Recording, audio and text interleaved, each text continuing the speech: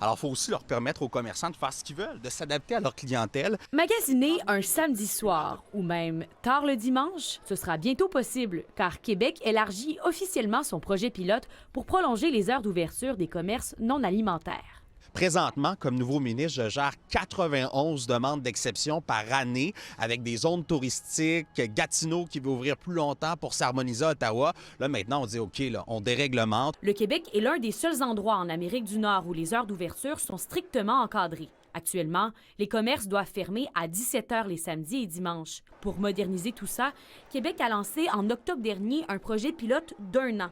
Depuis, à Gatineau, Laval et Saint-Georges-en-Beauce, les commerçants peuvent ouvrir sur une base volontaire jusqu'à 20 h la fin de semaine. Mais pour la CAQ, ce n'était pas assez. J'ai reçu de la demande. Dès le début du mois de mars, toutes les villes du Québec pourront embarquer, avec une marge de manœuvre encore plus grande.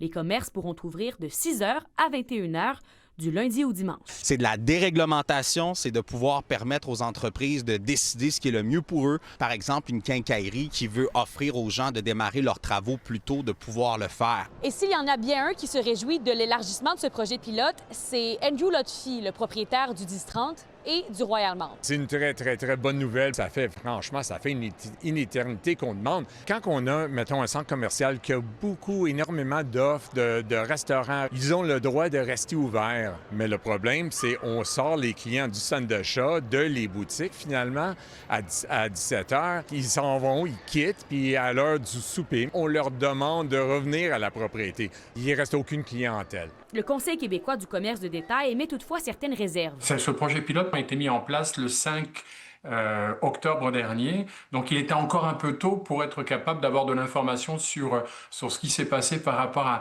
au changement de ces heures d'ouverture. Nous avions fait cet été un sondage au niveau de nos membres et 75% étaient contre ce projet. La crainte, c'est que on n'ait pas les moyens de suivre nos compétiteurs, les grandes bannières. Le Royal Mount estime qu'un horaire prolongé pourrait faire grimper les ventes de 12 à 18 %. Donc, ça fait le bonheur, finalement, de tout le monde.